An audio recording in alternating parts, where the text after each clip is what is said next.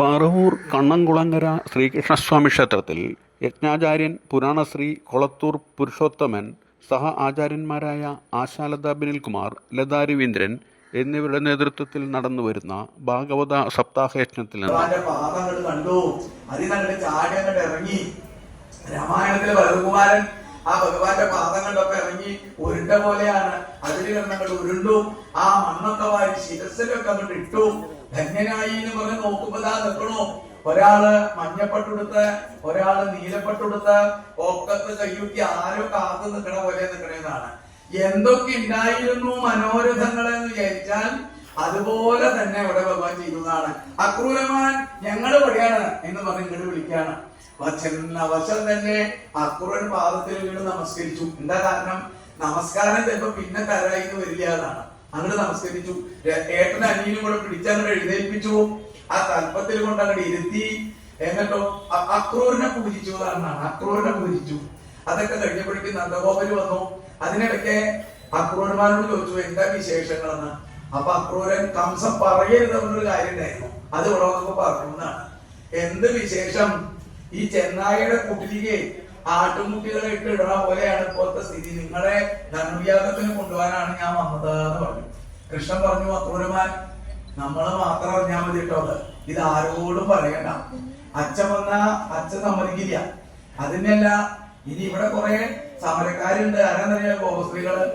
അവര് അറിഞ്ഞു കഴിഞ്ഞാൽ പിന്നെ അക്രൂരൻ ഭൂമിയിലേ ഉണ്ടാവില്ല. അപ്പൊ അതുകൊണ്ടൊരു കാര്യമുണ്ട്, ആരോടും മിണ്ടണ്ട, നമുക്ക് നാളെ ഇങ്ങോട്ട് പോവാമെന്നാണ്. അപ്പൊ ഈ നന്ദഗോപരൊക്കെ വന്നു. ഒരു യാഗത്തിന് പോകുമ്പോ, ഒരു യജ്ഞത്തിന് പോകുമ്പോ കൊണ്ടുകൊണ്ട സാധനങ്ങളൊക്കെ വണ്ടിയിലൊക്കെ ശരിയാക്കി തലേദിവസം തന്നെ വെച്ചു. പിറ്റേ ദിവസം കാലത്തെ പ്രഭാതത്തിൽ തന്നെ തേരിൽ കയറണം കഴിഞ്ഞു. 100 പോകും കഴിഞ്ഞു.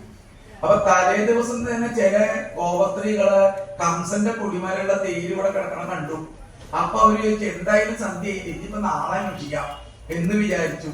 അവരെല്ലാവരും ആളെയൊക്കെ വിളിച്ച് കൂട്ടി വന്നപ്പോ എന്താണെന്നറിയോ, ഒടിപടലം വീണ പറക്കുണ്ട്. തേര് പോയി കഴിഞ്ഞു പോകാണ്. അങ്ങനെ അക്രൂരൻ കുറച്ചു വഴി എത്തി. അപ്പോഴാണ് അക്രൂരന് മധ്യാഹ്ന സന്ധ്യയിലുണ്ട് സന്ധ്യാവന്ദനം. അങ്ങനെ സന്ധ്യാവന്ദനത്തിന് ആ സരസിൽ ഇറങ്ങുകയാണ്. ഇപ്പോഴും ആ സരസൊക്കെ അവിടെ സൂക്ഷിച്ചിട്ട് നമുക്ക് പോയ അക്രൂരൻ സ്നാനം ചെയ്ത സ്ഥലം അവിടെ കെട്ടിയിട്ടില്ല. ഇപ്പൊ വലിയ സ്ഥലമൊന്നല്ല, കെട്ടി ചെറിയ കൊളായിട്ട് പോലെയാണ്. അതിന്റെ അവിടെ തണല് തേര് നിർത്തി. അപ്പോഴാണ് ഇവിടെ എത്ര വയസ്സായിട്ട്? രാമനും കൃഷ്ണനും 11 വയസ്സായിട്ടുള്ളൂ. അപ്പൊ ചേട്ടനെ ഇനിയും കൂടെ കുറേശ്ശെ വികൃതി. ചേട്ടൻ അനിയനൊന്ന് മാന്തും, അനി ചേട്ടനൊന്ന് മാന്തും. അപ്പൊ അക്രൂരന് സുതവാനകതും തുപേഹയെന്നാണ്. വസുദേവരുടെ 2 പുത്രന്മാരെന്നുള്ള ഭാവമുണ്ട്. അങ്ങനെ പോയി വെള്ളത്തിലൊരു മുങ്ങിപ്പെട്ട് ചേട്ടൻ ഇനി വെള്ളത്തിന്റെ അടിയിൽ കാണുന്നതേല്ലേ. വേഗം അവിടെ എടുത്തിട്ട് തല പൊടിച്ചിട്ട് നോക്കിയപ്പോ കണ്ടു എന്നാണ്. അപ്പൊ അക്രൂരമാൻ ഞങ്ങൾ കുഴപ്പമൊന്നും ഉണ്ടാക്കില്ല, ഞങ്ങൾ തല്ലുകൂടാണ്ട് വൃത്തിയായിട്ട് പിടിക്കില്ല, മുങ്ങി കുളിച്ച് പതുക്കെ വന്നാൽ മതി.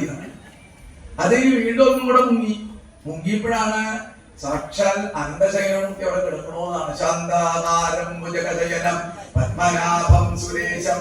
ചുറ്റും സിദ്ധന്മാര്, സത്യന്മാര്, കിന്നരന്മാര് മുഴുവനും സ്തുതിച്ചുകൊണ്ടിരിക്കുന്ന രൂപങ്ങൾ കണ്ടപ്പോ മനസ്സിലായി ഇത് വെറും സുത ആനകതുമ്പേക അല്ല, സാക്ഷാൽ പരബ്രഹ്മസ്വരൂപമാണെന്ന് മനസ്സിലായി. പിന്നെ ഓർത്താനൊന്നുമില്ല. അവിടെ നിങ്ങൾ വന്നുകൊണ്ട് ഒരധ്യായം മുഴുവനും ശ്രീകൃഷ്ണനെ സ്തുതിക്കുന്ന സ്തുതിയാണെന്നാണ്. അതില് ആ ദശാവതാരത്തെ പറ്റിയൊക്കെ പറഞ്ഞു. അങ്ങനെ ഭഗവാനെ സ്തുതിച്ചു. അതില് ഭഗവാനെ സ്തുതിച്ചു, ഭഗവാൻ സന്തോഷമായി. അതൊക്കെ കഴിഞ്ഞാൽ പറഞ്ഞ നേരം കൊണ്ട് തന്നെ മധുരയിലെത്തി. മധുരയിലെത്തിയപ്പോ തന്നെ പറയണം, ഭഗവാൻ എന്റെ വീട്ടിലൊന്ന് വന്നിട്ട് നാളെ ഞാൻ പോയാ പോലെ മധുരയിലേക്ക് വെച്ചു. അയ്യ അത് പാടില്ല കുറുമാൻ, ഞാൻ ഒരു ദിവസം പിന്നെ വരാം, ഇപ്പൊ വന്ന ഉദ്ദേശങ്ങളൊക്കെ നടക്കണം എന്ന് പറഞ്ഞു. എന്നാ ശരി, ഒന്നും കൂടെ നമസ്കരിച്ചു. ദേവദേവ ജഗന്നാഥ പുണ്യശ്രവണ കീർത്തന യദൂത്തമോത്തമ ശ്ലോക നാരായണ നമോസ്തുതേ. ഈ ഭക്തന്മാര് എത്ര കീർത്തനങ്ങൾ സ്തുതിച്ചാലും ഭഗവാനെ മതിയാവില്ല എന്നാണ്. അതാണ് ഒരു സ്തുതി കഴിഞ്ഞുള്ളൂ, വീണ്ടും ഭഗവാനെ വിളിച്ച് സ്തുതിച്ചു. നമ്മൾ ഈ ശ്ലോകളൊക്കെ നമ്മൾ ചൊല്ലേണ്ട ചൊല്ല ദേവദേവ ജഗന്നാഥ പുണ്യശ്രവണ കീർത്തന യദൂത്തമോത്തമ ശ്ലോക നാരായണ നമോസ്തുതേ. ആ ദൂരം പോയി. അത് കഴിഞ്ഞപ്പോഴാണ് ഗോവിന്ദനോട് ഇപ്പോ കൃഷ്ണരാമനും കണ്ടപ്പോ ആളുകളൊക്കെ ഇങ്ങനെ വട്ടം കൂടാൻ തുടങ്ങി. രണ്ടാളെ കണ്ടപ്പോ